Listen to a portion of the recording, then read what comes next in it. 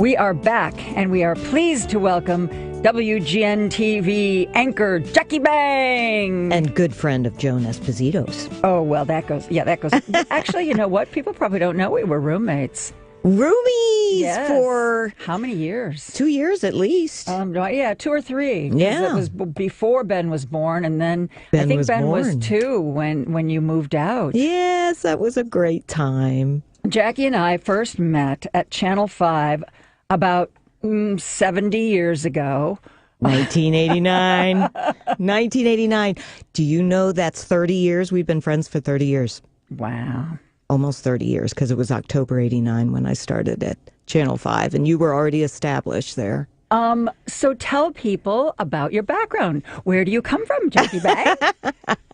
Well, Joan, I will tell you. No, I love telling the story because I'm so proud of my family. Dad was an anchor. Mom was a weather girl in Lancaster, Pennsylvania, little town at the time. They didn't like working with each other at first. They met. They had a couple of beers after work, as so happens, and they fell in love. Had 4 girls. Dad got a job as an anchor in Miami. Mom stayed home with the kids. And I was inspired by Dad. I don't remember Mom. Mom was, oh my goodness, we were probably 2 or 3, my oldest sister and I, when she left the business. But I thought it was pretty cool. And he went by the name of Pat Banghart because they didn't like Bang. And there was somebody in Miami, there was a radio guy, I remember this. There was a radio guy who went by Banghart, and they said, oh, well, he's popular. You're going to go by Banghart. And when I went to school at the University of Florida, the Gators, yay, and they had a student station, and the dean of broadcasting said, congratulations, you're going to graduate, you got to change your name. It's going to be Jackie Lang. So on the student-run station, I was Jackie Lang. Honestly, people ask all the time, that's not your real name, Bang. It's not your real name. It is my real name, Bang. Oh, my gosh. Who would pick a name that's going to get that kind of attention? I remember. Do you remember when you started at Channel 5? They were very soft about it. They were like, are you interested in going by a different name? I remember that conversation. And you were like, funny. No, it's my name. Well, the guy who first hired me, he was quite the character, a news director in West Palm Beach, WPEC. Bill, what was your name? Long departed, loved him. And I said, well, what was it that made you hire me? Do you need me to change my name? Because a lot of people don't like my name. And he looked at me and said, hell, that's how I hired you, because you got a name like Bang. So it works. It's memorable, to say the least. Okay, so you started in West Palm Beach, and then what? 3.5 years, and then came to Chicago. It was that quick. And I knew in the back of my head, I don't know if I'm ready for this, but you can't turn down Chicago. No. Number 3 in the market, you can't turn it down. And honestly, I struggled at WMAQ. If it wasn't for you and for all of my friends there that kept me going, I don't know if I would have stayed in the business. It was very challenging. I wasn't prepared, frankly, but I wasn't going to give up. So when I had to leave Channel 5, I went to Channel 9 and thrived. Yes, really you did. Thrived. Because they needed people. They were pretty small at the time. Now they're huge. They've got newscasts all over the place. Oh, my gosh, yes. It's because they're lucky. I expect someday they're going to have like 5 hours of programming, and all the rest is going to be from the newsroom. It could happen. It's a big mystery because we're losing the Cubs. We're losing the White Sox because of the sports channels coming in. And so we'll see. We'll see what happens. So how long have you been at Channel 9? 1993. Some of the people I work with, including my producer at the 5 o'clock, and yes, we have a 5 o'clock on Saturday and Sundays, he wasn't even born in 1993.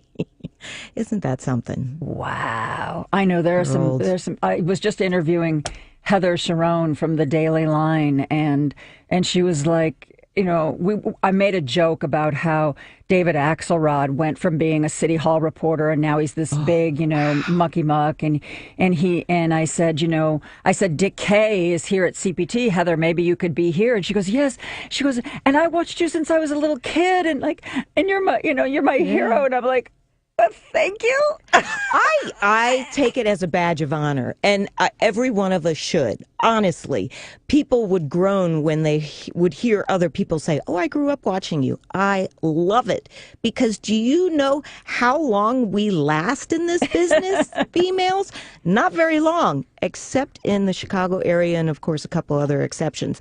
I love that Chicago viewers love their veterans. Mm-hmm. They don't care if we've gotten a little saggy, a few wrinkles and all that. They know that we know Chicago, we know our history for the most part, and they embrace it. And that's why I love Chicago viewers. This is, I hope this isn't too insider baseball for those of you listening, but there have been a number of news articles lately about how Channel 2 is struggling and how they've always struggled, and it's like where news anchors go to die. Yeah.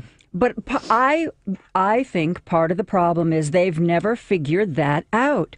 Channel 2 has always wanted to bring in people from different parts of the country. I mean, I thought Kate Sullivan was a lovely woman. They brought her in from New York. Yes. And nobody had ever heard of her, and immediately they put her on their main newscast. Yeah. And then they unceremoniously dumped her. For who? A woman they brought in from Miami. And Erica Sargent, I'm sure she's a lovely person. Yeah. But again, it's like Channel 2 hasn't figured that lesson out. I mean, if you go to work for Channel 9 or Channel 7 and Channel 5, I mean, it's, you can get old, you can get fat, you can get wrinkled, but, people want to know who they want to know. Yeah. You kind of have to go through the gauntlet when you first get here, because people will just be like, okay, who is this young person? I don't know. Are you up to it? But if you stay in it, they embrace you. They really do. And I think also people prefer to see a new face come up through the ranks.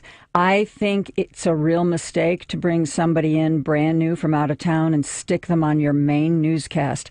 Not that it can't work, but I think that's really asking a lot of this audience. And I think the people who've run Chicago television stations and have done it smart, they bring people in and start them on the morning news or start them on the noon news or even the early afternoon news, and then allow people time to get to know them and to warm up to them. Well, you mentioned Erica from Miami, who's been at Channel 2 now for a good couple of years, and frankly, it was the week before Rob got the axe, and we were saying, just a couple of buddies of mine and I over at Channel 9, they hadn't been doing well. Who's going to get the axe? Is it going to be the female again? Because it always seemed to be the female.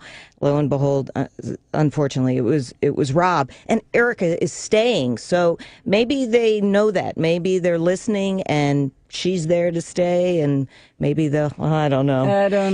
The one thing we've learned in this business after decades is there's no logic in this business. No, there's no logic in this business. And kids, if you're interested in journalism, whether it's radio or television, you're never going to get through your career without being fired at least once.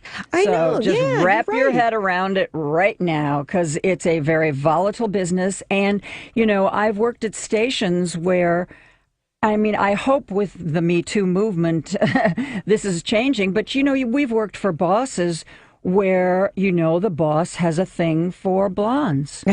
And when your boss changes at a television station, everybody gets really nervous, because their likes and dislikes are going to determine the future of everybody working in the station. I will not name this reporter, but when I worked at Channel 7, there was a reporter in the newsroom who was completely from one floor of the station to the other, accepted as the best reporter we had. Got all the best stories, was just looked up to, was, their number one. We got new management at Channel 7. In 24 hours, that guy went from being considered the best reporter in the newsroom to being considered the worst reporter in the newsroom isn't that because something? the new boss didn't like him, didn't like the way he looked, didn't like the way he talked, didn't like the way he told stories. Overnight, he went from the top of the heap to the bottom of the heap. Isn't that something? And not surprising, not surprising. But yeah, you're right. The old adage was, oh, got a new boss, better get the resume tape going. Yes, yes. But having said that, we can't diss it. We're not dissing it. We're giving, correct information. But wow, what experiences we've had. That has been fun. Yes, we're not dissing it because obviously we both loved it. But I think that sometimes people think it's a much easier job and a much more glamorous job than sometimes, the sausage looks real good from the outside. But when you see the sausage made, and I think this is true of every job, That's an interesting comparison. Sausage, okay. But, you look at somebody like Zac Efron and you think, oh my gosh, his life must be so perfect and everybody loves him and he gets all these, movie roles and he probably gets into any restaurant he wants to and his life is just like he's floating on a cloud. And then if you ever got to know any of some of these actors personally, they're insecure. Even Dustin Hoffman once said, every time I finish a movie, I think I'm never going to work again. They're insecure, they're worried,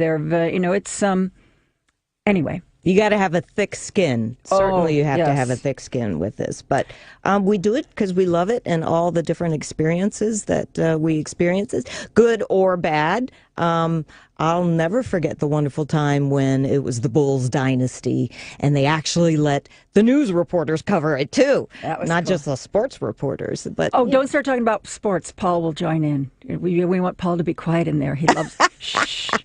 We're going to take a quick break and we'll be back with more with Jackie Bang after this. Where do you go for that music, Jackie, is Down by the Robot Water. I don't know if you heard that. That's one of our most famous music clips that we play here. I'm enchanted. Thank you.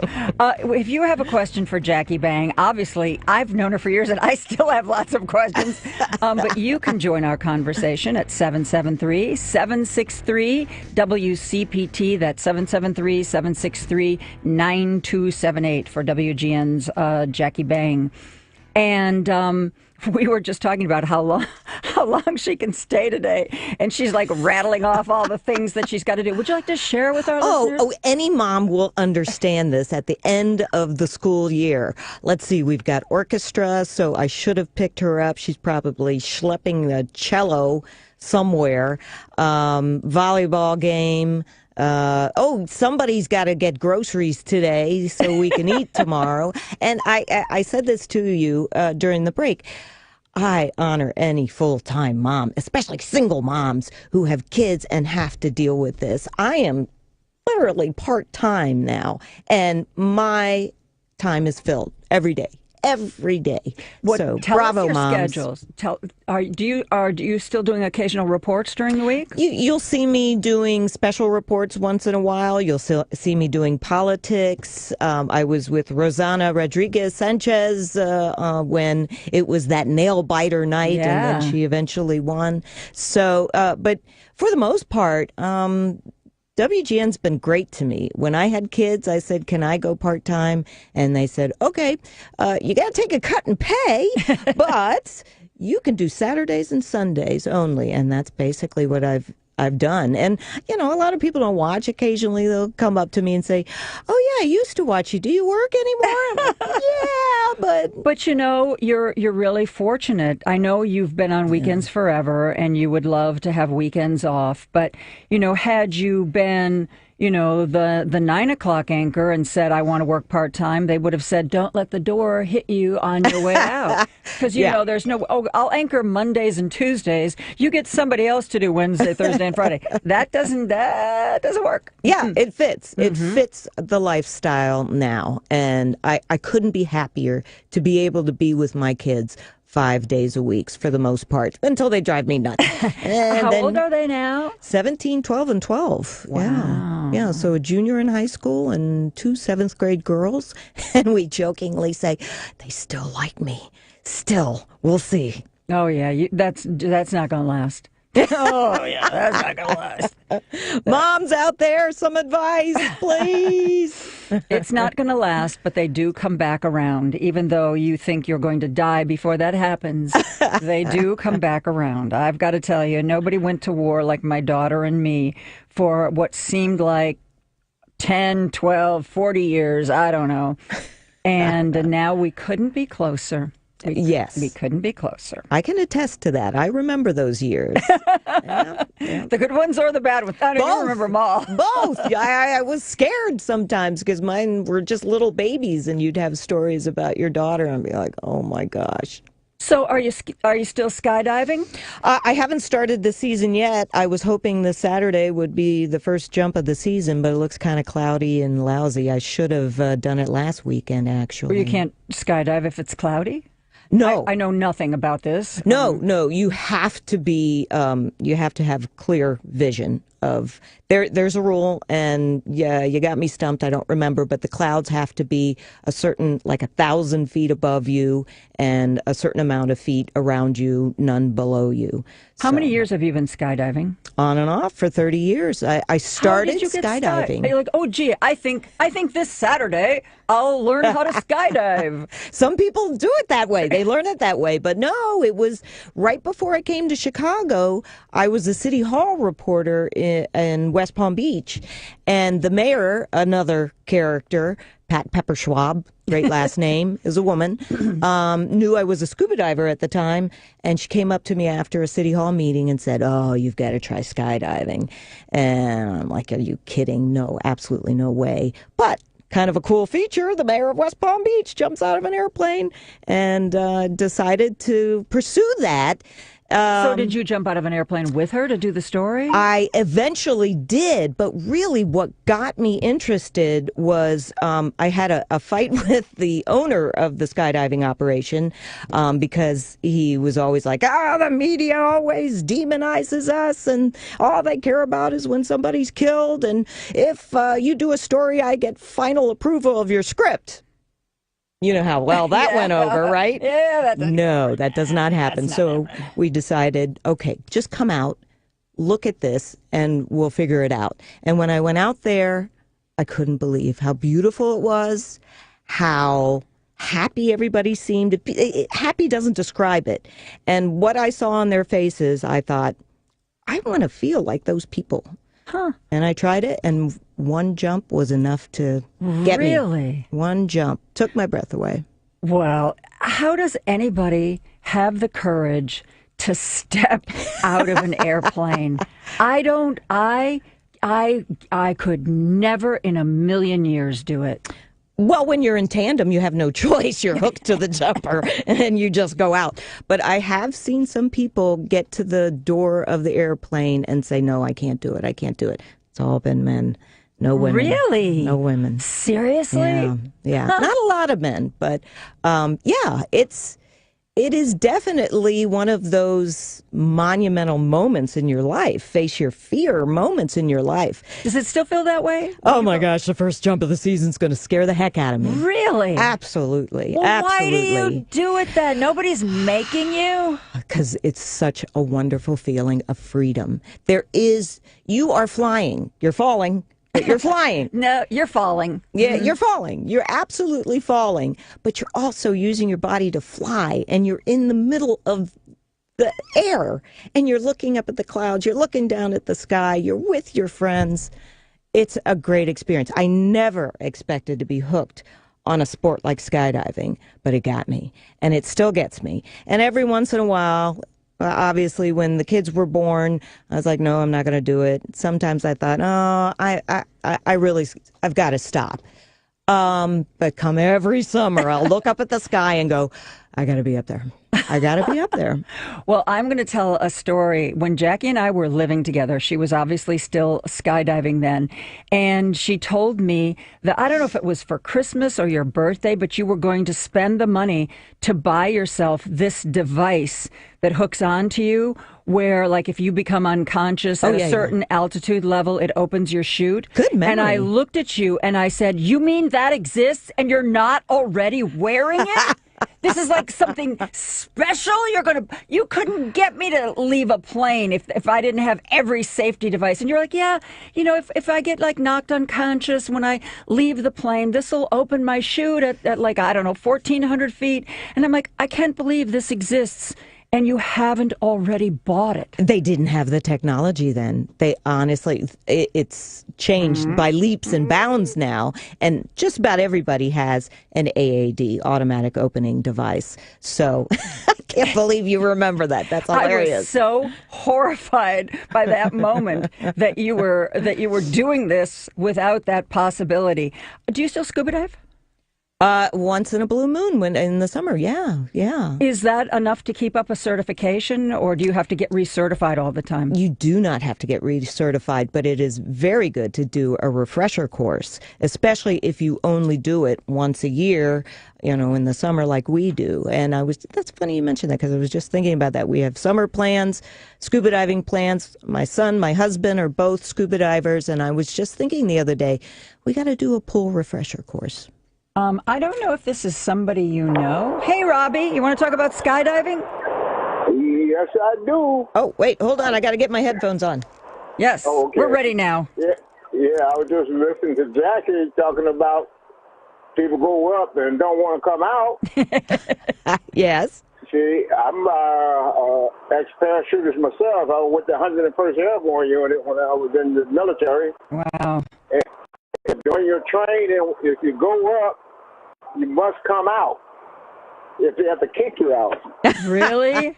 Yes. Well, that was static line, correct? You did static line? Yeah, back then during the training, static line. But after that, Did you like it? Did you like it, Robbie? I loved it. I had 31 jumps. Wow. Altogether, before I left the military.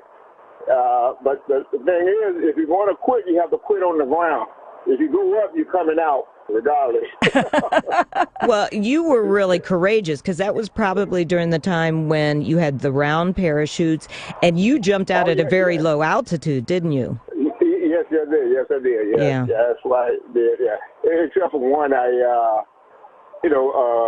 came out of a helicopter. Most of them were just C-140. Wow. C-140, that's great. Well, thank you. It's like a DC-3, correct? Yeah, small, yes. Yeah, but like I said, I was just eager to make my first jump when I was going through the training, but, once I did it, I was good, Wow. And I did one free fall, and that was enough for me right there. Thank you so much, Robbie. Appreciate you calling in. Fellow skydiver, I love it. Wow. So you don't use a round? Nobody uses a round parachute? Nobody uses a round. They're either square or oval canopies, and they're very colorful. They're very pretty. Some go very fast. Some can go very slow, open on heading, sometimes not open on heading. There is quite a variety there now. Okay. Well, we're going to go to break, but before we go to break, a lot of people listening may not know that you were actually part of a world record, a skydiving world record. Remember that? Dun, dun, dun, dun, dun. It was yes. 125? 246. 246 divers, and then you made a formation, and you had to hold it. And I had to hold it. It was one of the most exciting times, and then it was broken 7 months later. Oh, well, we're gonna continue our conversation with Channel 9's Jackie Bang when we come back after this. This is Gary Menzel from Roofers and Waterproofers Local 11. Young adults graduating from high school are at a crossroad. Go to college or go directly into the workforce. Can they afford college? Do they want to take out a loan? How much debt will they have when they graduate? Will they be able to find the right job out of college, and what will their starting pay be? College isn't right for everyone, and for those looking for a different path, I'd recommend a career in the roofing and waterproofing industry. If you're someone who likes to work with your hands outside, then this might be right for you. You'll learn the skills that will help you provide a good living for yourself and your family for the rest of your life. And our roofing and waterproofing apprentices start out at $20 an hour, plus family health care and retirement benefits while learning on the job. If a career in the roofing and waterproofing industry sounds like a good fit for you, call our Apprenticeship Training Center at 708-246-4488 or visit us at rooferslocal11.org. Looking to purchase a new home or refinance your existing home? You need to call Team Hochberg. How would you like to win a free rent payment? That's right, a free rent payment. You need to enter Team Hochberg's free rent payment sweepstakes. If you rent in Illinois, Wisconsin, Indiana, Michigan, or Iowa, Team Hochberg wants to pay your rent. They want to pay your rent. Entry's free. You can't win a free rent payment if you don't register. Register at 56davidwinrent.com. Register to win a free rent payment at 56davidwinrent.com. And if you want to work with a lender who'll always look out for your financial best interest, like paying your next rent payment, call Team Hochberg now at 855-56-DAVID or visit 56david.com. Team Hochberg has helped thousands of WCPT listeners, but they can't help or pay your rent if you don't register at 56davidwinrent.com. Homeside Financial Equal Housing Lender, NMLS 1124061. Well, last year, 13-year-old gay student Molly Pinta had a dream. Sunday, June 2nd, it becomes a reality thanks to the Pinta Pride Project. Buffalo Grove will host its inaugural family-friendly Pride Parade on Sunday, June 2nd. Beginning at 10 a.m. on Checker Drive in Buffalo Grove, the Buffalo Grove Pride Parade kicks off with more than 40 sponsors and over 80 floats and bands, including Lakeside Pride and Chicago Pride Guard. Grand Marshals include Shara and Jesse Elias, Demi Gelato, and Illinois House of Representatives Majority Leader Greg Harris. It'll be a morning of love and acceptance in the northwest suburbs of Chicago. The special day will continue after the parade with the Buffalo Grove Park District's Uniquely Us, a celebration of community at Mike Rilko Community Park from 12 noon to 4 p.m., just east of Arlington Heights Road and Route 83 in Buffalo Grove. There'll be live music and entertainment, food trucks, and family entertainment. Make plans to attend Buffalo Grove's inaugural Pride Parade Sunday, June 2nd. For more information, check out pintaprideproject.com. WCPT 820, Chicago's progressive talk, where facts matter.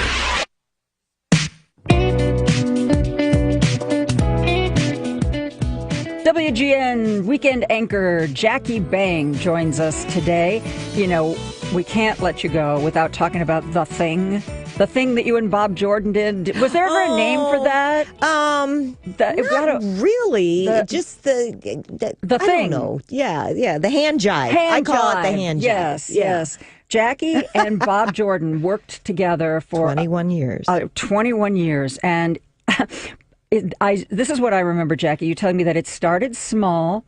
Yeah. But that over time you would add to it. And it got to the point where you would go to a commercial break, you would start it, and it got so that it was so long that it filled up the entire commercial break. And then one day it looked like your floor director or somebody who was behind the cameras recorded it and put it online. How many hits did it finally get? It was 7 million. It was incredible. It was incredible. We even had Jeannie Mose of CNN do a story on us. It was wonderful. But, you know, Bob and I were like an old married couple.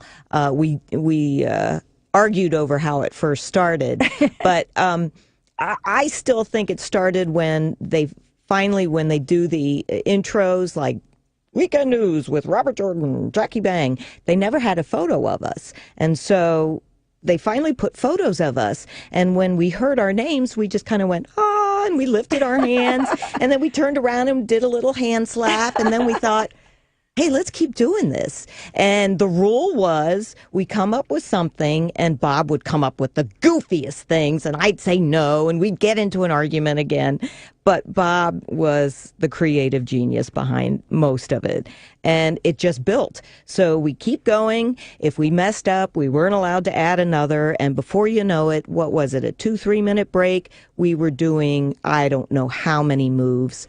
And then it moved on to the second. You're still doing it. And I can hear somebody going, 10 seconds. It was great fun. It was great fun for all of us. I mean, that was unique and still is unique in the business. It wasn't just me and Bob together for 21 years. It was Rich King. It was Jim Ramsey. The four of us were together for 21 years. And they've all left me. What does that mean? Put on your headphones. We have another caller. Okay. Hey, Dave, you want to talk to Jackie about Bob Jordan? Yeah. Quite a few years back, I don't know if it's true or not, didn't you get him to skydive once with you? He actually did skydive, so did his wife, but I was not there. He wanted to try it, and he did do it, but I wasn't there. Why not? I don't know. From what I recall, it was so many years ago, he came back one weekend and just said, I skydived. I'm like, what? You didn't tell me? Another one of those TV wife fights. Thanks so much, Dave. You've got a great memory. But he did. That's really interesting. Maybe he didn't want maybe you would have made him nervous. I don't think so. That's not Bob. No, that's not Bob. No. It was so long ago. I don't remember. I just remember being amazed that he did it and his wife did it too. It was great. But, there are a lot of people at WGN who did it. Dina Bear, I think you had her on. She's medical done it? reporter. She's done it a couple of times. Lourdes Duarte has done it a couple of times. Why? We got to get you up there. I can't get Tom Jackie. Skilling, though. I cannot get Tom Skilling. Yeah, after Tom Skilling does it, then you come talk to me. All right. It's a deal. You know how you would need to set the plane on fire. if that my only alternative were dying in a fiery plane or skydiving. It's life affirming, Joan. It's life affirming. I promise you. For those of you who don't know me, I row crew. I love that. To me, it's exercise. You're on the water. It's peaceful. You're with a group of people who are, like you say, just wonderful and really into it. When a boat really gets going on the water, it's a lot like meditation. I mean, there's this rhythm and your body's in this rhythm and you're outside and the sun is shining and it's the most wonderful thing that I've ever done. But it's on the ground. I'm sitting down. It's like it plays to my strengths. Well, two things real quick. If you're afraid to jump out of an airplane, certainly understandable. They have got a lot of the iFly indoor wind tunnels. So much fun. I highly recommend that. My daughter, I bought her 2 passes to do that, and I was kind of hoping she would ask me, but she asked her girlfriend to go, but that's okay. That's okay. So I drove them and watched them, and that just looked like so much fun. Yeah, it really does replicate it very well, and it's great training. The second thing I wanted to say was, whatever it is, you're rowing, my skydiving, knitting, having a passion is the most important thing. To look forward to doing something just for you, to make you rejuvenated and happy and energized. So it's not jumping out of an airplane. It could be something else. I always think it's interesting when people who've never done anything except their job, I think those people have a really hard time when it comes to retirement because they've never had any of these other passions, these other activities, and either they find something or they fade. Yeah, their job is their passion, or which at is least great. It takes up so much time, or they don't reach beyond it. Yeah. Well, a good balance in life. Yeah. Oh, we're getting philosophical here, but it's true. It isn't even that, because I remember when Linda Yu used to give speeches and people would say, how do you balance, being a busy news anchor and being a mom? And she looked at them and she said, I don't. She said, you can't. You're always doing poorly in one area. But I think, maybe this is gender bias on my part, but I think women are better at having more things on our plate, having more interests that, sometimes guys, unless you've got a guy who has a passion, like a passionate golfer or something like that, I think a lot of times it's harder for men. It's harder for men to find men to just hang out with or to do things that take them away from their families. I don't know. Maybe that's or is it the way that they're brought up? Is this the way America brings up their men? Ooh, we could get deep. Well, let's pull it back a little bit. So what do you want to do when you grow up? Oh, gosh. I honestly am quite happy where I am in the moment. am I jinxing myself? I feel like I have everything. I've got a great job. I've got great kids. I got a great husband. Little bit of money to go travel every once in a while. I feel blessed every day. What else is there to do? A gnawing desire to volunteer more because I'm so thankful for what I've had that I keep using volunteering with the kids at the school, but there should be more out there. Well, didn't you used to take your son over to Orphans of the Storm? Didn't you guys used to go over there sometimes? Yeah, it's a problem when half the kids have allergies, so that's kind of out. So, yeah, it's sporadic, but there's more you can do on a regular basis. And there'll be a time for that, but that's the only thing I can think of that's nagging at me, that I should be doing more, helping out more, since I do have this great schedule. Is there a big story that you are itching to report? I think, in general, especially in light of the article that came out 2 days ago, really focusing on the future of our planet, the climate change controversy, everything associated with that, I think really needs much more attention than it's getting. And, hey, Jennifer Lyons, my boss, we'll come and talk to you about it. But no, I honestly think there should be more devotion to that. You know, it's interesting because I didn't even realize that he'd gone to work for CNN. Were you at Channel 9 when Bill Weir was there? Sure. And then Bill Weir, he was a real solid anchor, real big hit at Channel 9, went to ABC, anchored weekends, did a bunch of stuff for ABC. Apparently, he is now at CNN. I saw him, because I try to keep an eye on the news of the day while I'm on the air, and I saw him being interviewed, and his byline was climate change reporter. There you go. I think we're going to see more of that, honestly. I didn't realize that. I wonder how new that byline is, but because the last I saw him, he was in the Keys for the hurricane. He's everywhere. He's absolutely everywhere, which is great. But I think we should see more of that designated climate change or environmental or however you want to term it, because climate change is a controversy. Some don't believe in it. So should you put it in that way? Well, I don't know. But in general, it should. Did you see the scientific studies that have been reported by multiple news sources that have in the last week where we've got 1 million? Oh, the biodiversity. Yeah. Absolutely. That's what I was saying. 1 million plants and animals headed for extinction. Yeah. Biggest die-off since the last cataclysm. Yeah. Yeah. That's why it needs more attention. It demands more attention. Okay, but we're not on the West Coast, where there's, fires and earthquakes. We're not on the East Coast where there's hurricanes.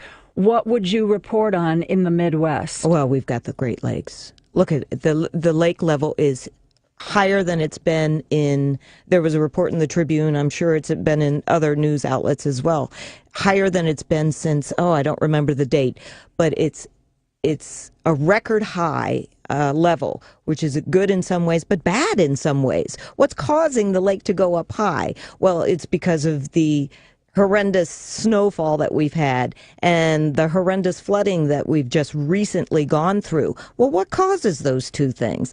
It's going back. It's going back to climate change. Wow. We are talking with Channel 9's Jackie Bang. We're going to take a quick break, and if we can get her to stay here and not run to the grocery store for a couple more minutes, we'll be back with her after this. All right. Paul, Jackie's laughing at my promo. I love it. Joan Esposito.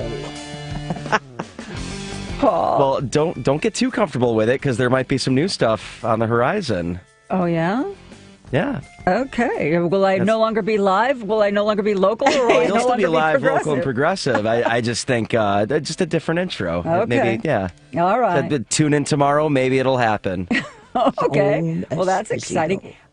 Jackie and I were just talking about climate change. I asked her if there was any story that she would really like to report on, and what she said was that she would really like to report on the issue of climate change. Hey, Mike, how are you? Hi, Mike. I'm well, thank you. Joan, Jackie, a pleasure to speak to both of you. I respect your integrity throughout your careers. Thank you. You're welcome.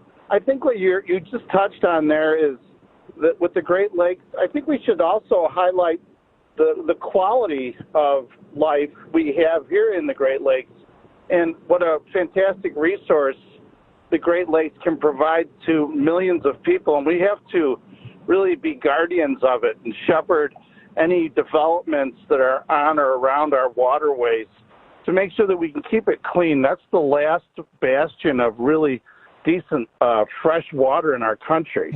Yeah. How much do the Great Lakes serve as far as fresh water? How many millions of people? Oh, my goodness. I don't have the answer, but it's a lot. Right. Well, I would ask, the number has been pegged somewhere between 50 and 60 million.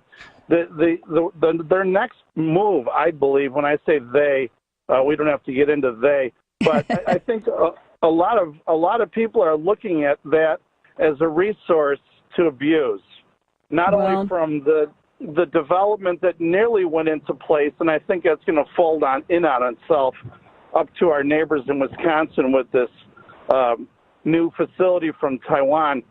In addition to them, anyone who wants to do business on our waterways, we really have to put the heat on all of our reps on both sides of the aisle, that when that water is gone, guess what? The Midwest is done.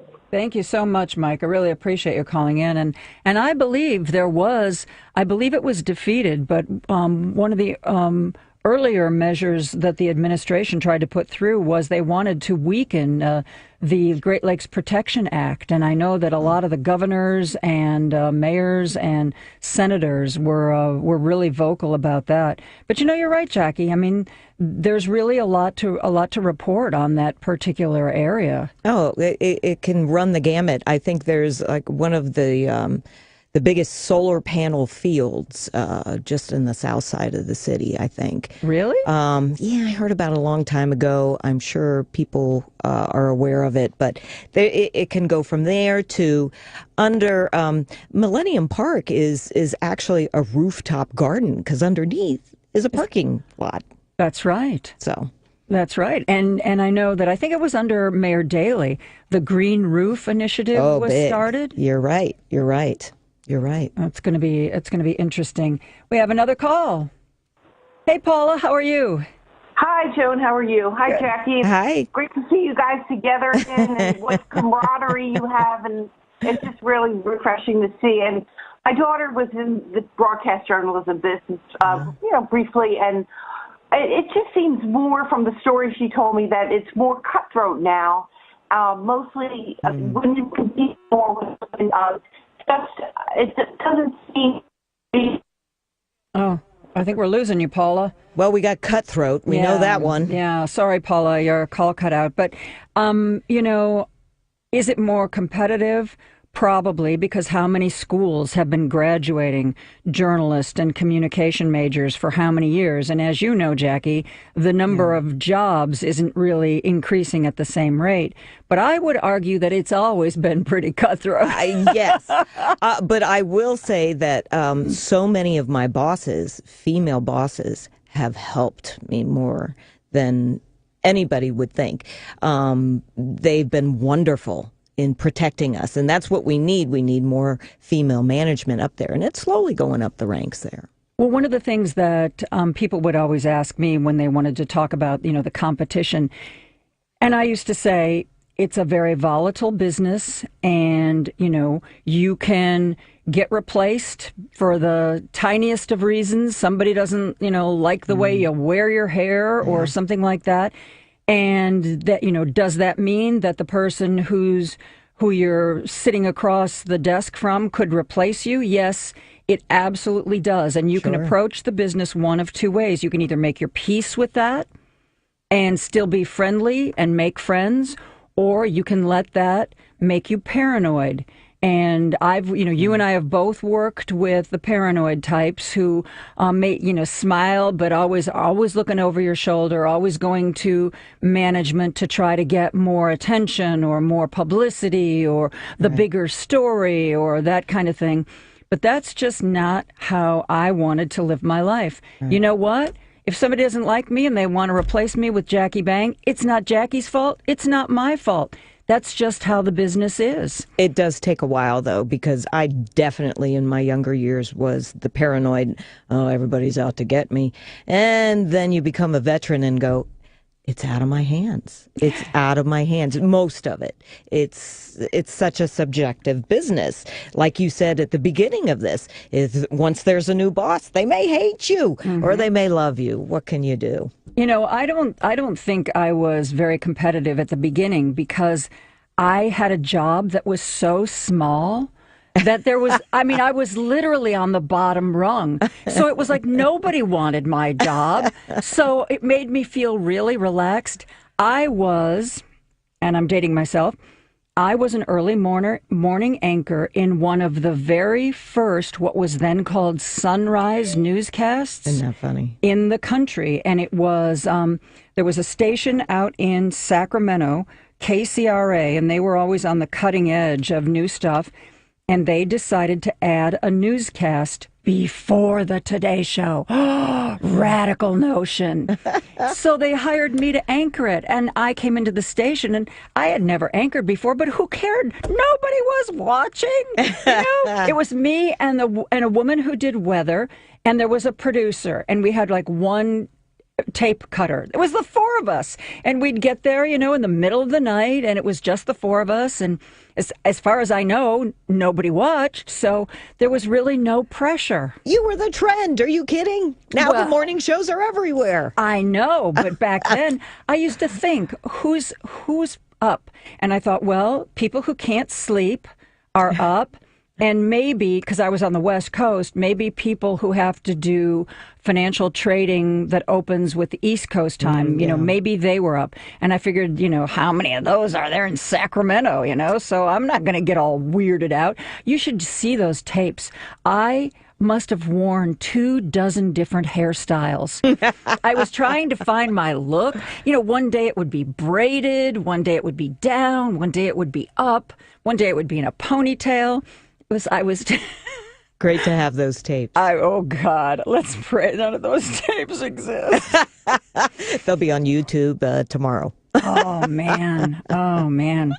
Yeah, that was, so, you know, I didn't worry about anybody wanting to take my job because nobody on earth wanted to, you know, nobody on earth back then was going on the air at 6 o'clock in the morning. I mean, it was insane. You're right. You're right. And now what, they start like at 4? Oh my goodness. WGN starts at 4 and ends at 10 a.m. Starts back up at 11, ends at 1 p.m. Starts back up at 4 and ends at 7.